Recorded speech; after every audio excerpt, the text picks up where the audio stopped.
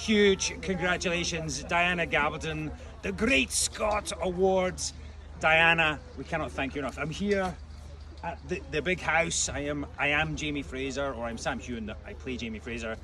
Those of you who don't know, Jamie Fraser obviously has been in Diana's mind. He's been talking to her for many, many years. We've been shooting the show for 10 years. I feel very fortunate to play this character and also to call Diana my friend. Diana, really proud of you. I'm sorry we can't be there to celebrate with you. I'll send you some whiskey, my Sassenach, and much love from everyone on Outlander. Congratulations again. Good evening. I'm Graham MacTavish. As you can see, I am not with you. I am speaking to you from, well, looks like a cupboard, really, here in London, where I am currently working. And that is the reason that, sadly, I'm not able to be with you in person to speak to you about my dear friend, Diana Gabaldon. Now, Diana, this may come as a shock. Diana is not, in fact, Scottish. No, she's not. Now, I imagine that some of you imagine that she sits in a thatched cottage, perhaps, with a peat fire roaring in the background, knitting, and in between knitting incredible garments, she's writing best-selling novels about Scotland. But no, this is not the case. She lives in Arizona. Now, nobody can deny that Diana herself has done more than almost anyone to promote Scotland, its history, and its culture on the world stage over the last, well, decade or more. And for that reason alone, I think, and I'm sure you'll agree, that Diana is surely an honorary Scot. And actually now a great one. Yes. How does it feel, by the way, Diana, to be a great Scot? Yes, I'd be very interested to find out. Now, Jamie and Claire Fraser, who you may have heard of, they sprung from Diana's imagination in a sort of fully formed state and have come to embody the story of 18th century Scottish people for millions and millions and millions of readers all over the world. Now, their move from the Highlands to Fraser's Ridge, which, as you all know, is in North Carolina, is echoed in the family history of so many ex-Scots or expatriate Scots who have come over from Scotland to settle in a new world. For many reasons, the clearances, some of them simply just decided that they wanted a new life. People like my own family, some of whom actually ended up in Canada. Now, those people and the people that are still in Scotland have found that Outlander is a deep and profound connection to their ancestry and their heritage. As a Scot myself, it's been particularly gratifying to bring Diana's story, rooted in all of that history, to life and to share it, well, with people like you. I've been able to film in places that historically were the setting for many, many extraordinary events in Scottish history, Culloden Battlefield being possibly the most obvious. And these many, many places are cared for future generations by the National Trust for Scotland. And of course, I can't make a speech like this without mentioning my fellow countryman and, well, comrade, Sam Heughan. He of the ginger hair, he of the kilt. Yes, Jamie Fraser himself. Now, as you know, or may not know, Sam and I have done a couple of things ourselves that have sprung from Outlander, most notably our Men in Kilts series and our books, Clanlands and the Clanlands Almanac. Shameless plug. Please go out and buy them immediately. They are, in part, due to all of the wonderful, wonderful creations that Diana has come out with. And it's been a great pleasure and privilege for me to be able to immerse myself in Scottish history and find more about the country that I come from. And again, all roads lead back in this example to Diana herself. Now, with 2022 designated as Scotland's Year of Stories, it seems, well, especially fitting to recognise the role that Diana's work has played in bringing Scotland's story to the world stage.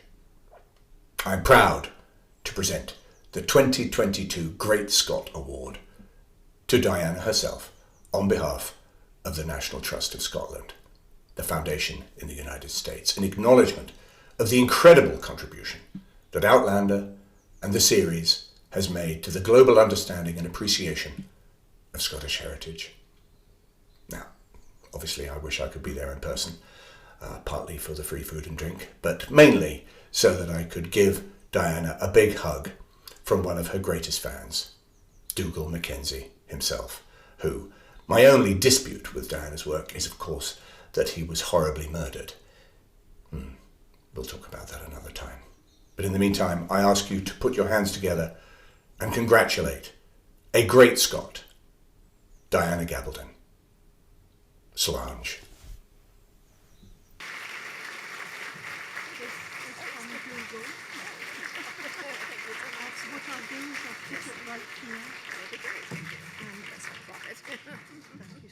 Oh, thank you. Yes. Well, you know what actors are like. If you let them talk without a script, they just go on and on. Still, my great thanks to both Sam and Graham, who are dear friends, and we've known each other for 10 plus years by this time, and got very much accustomed to each other, I think. But they are both great Scots themselves, very much devoted to the cause of Scotland's heritage and the preservation of its welfare. So I'm very pleased to have been introduced by them. And thank you so much. I'm very honored to be given this award tonight and to be here with all of you. And everyone's been very kind. When I came in, when they found out who I was, they all come up and say, "Are you Scottish?" And when I admit that no, alas, I'm not. Half of my heritage is from Yorkshire and Germany, and the other half is Hispanic from Spain via New Mexico. Hence the last name, which if we were speaking Spanish would be Gabaldon. If it's English, it's Gabaldon, so, don't worry about it. It rhymes with stone either way. Yes, anyway, the next question that I get is, so how did you come to write a book about Scotland, given that you're not Scots and all that? And I said, well, it all started with a man in a kilt, as, things often do. Yeah. In fact, I had wanted to be a novelist from a very early age, when I was 8 or so. But I came from a very conservative family background. And my father would say to me frequently, "You're such a poor judge of character, you're bound to marry some bum," he said. So be sure you get a good education so you can support your children. So with this going on at home, I thought perhaps I would not announce that I wanted to write novels, feeling that this was, not financially prudent. And so I became a scientist. I liked science, I was good at it, but I knew I was supposed to be a novelist. And when I turned 35, I said to myself, well, Mozart was dead at 36. Maybe you'd better start. And so on my next birthday, I said, okay, I'm going to start writing a book. It's for practice. I'm not going to show it to anyone. I'm not going to tell anyone what I'm doing. It's just to learn how. And so I said, fine, okay, what kind of book shall I write? Well, novel, but beyond that. And I said, well, for me, perhaps, I was a research professor. I knew my way around a library. I said, historical fiction seems the easiest thing to write. I can look things up. And so I said, all right, where shall I set it? Venice under the Borgias, American Civil War. So I was casting around looking for a good place and time. And I happened to see a really old episode of Doctor Who on public television. This was the second Dr. Patrick Troughton, and I assume many of you, being British, Scottish, or otherwise affiliated, are familiar with Doctor Who, so I won't stop to explain who he is. Anyway, he is a Time Lord from the planet Gallifrey, who travels through space and time, picking up companions from periods of Earth's history. And in this very old show, which has to have been filmed, 60 years ago, he had picked up a young Scotsman from 1745, this being a handsome young gentleman who appeared in his kilt. And I said, well, that's kind of fetching. And I found myself still thinking about this the next day in church. And I said, well, you want to write a book, it doesn't matter, where you start. The important thing is pick a point and get going. So I said, fine, Scotland, 18th century. So that's where I began, knowing nothing about Scotland or the 18th century, having no plot, no outline, and no characters, just the very vivid image of a man in a kilt, which turns out to have been enough, as it turns out. A few years later, I went on my first book tour of Germany. I had very kindly been given a International Writing Award, the Corina Award for International Prize for Fiction. which was very kind of them. And the German publisher had me interviewed by everyone in the German press, one after another, for a week. At the end of this, I was sort of swaying back and forth, but was talking to a nice gentleman from a literary journal, and he was carrying on about how much he loved the books. And I was going, yes, yes, that's fine, go on. And instead, he stopped and said, there is just this one thing. I wonder, could you explain to me what is the appeal of a man in a kilt? Well, I was extremely tired, or I might not have said it, but I just looked at him and I said, I suppose it's the idea that you could be up against a wall with him in a minute. And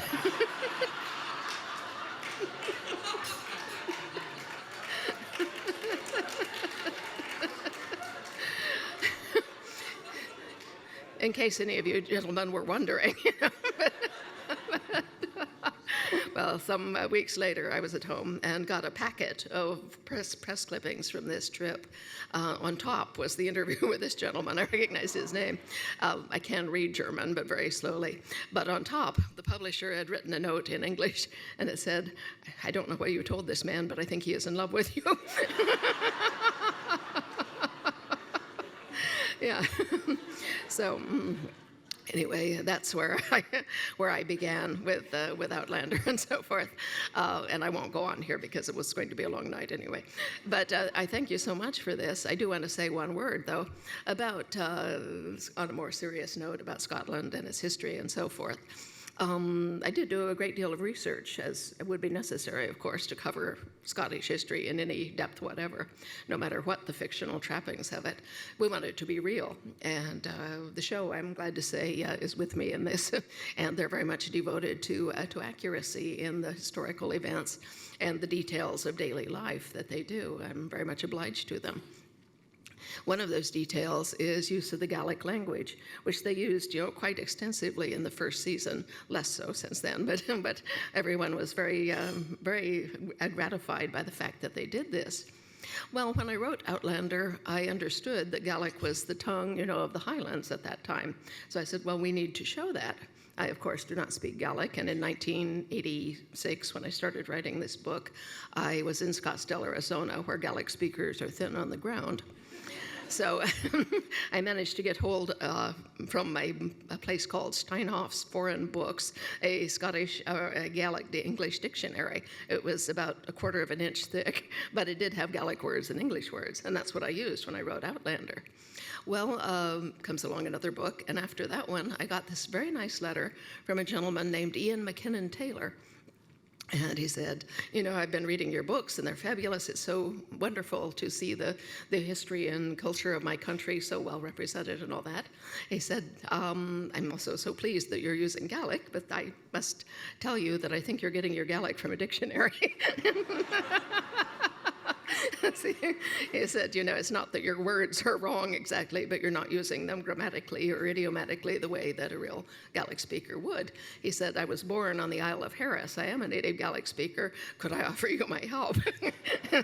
And I said, Mr. Taylor, where have you been all my life? So Ian very kindly helped me with the Gaelic for the next several books until his wife had health problems and he was obliged to stop. And after which I have been helped by several other native Gaelic speakers and learners, as they so modestly style themselves, but people who know a great deal more Gaelic than I do.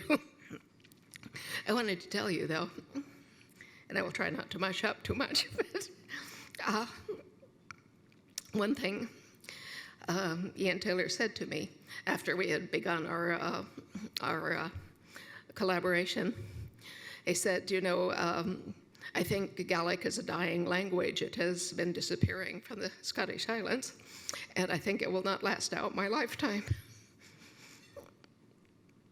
And I said, well, that may be, Ian, but if it does, it won't be because we didn't try. And so we did. And I'm happy to say that Gaelic has, in fact, undergone an extreme reflowering.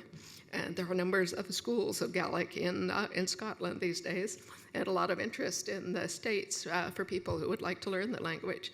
So, it's not dead yet. Thank you.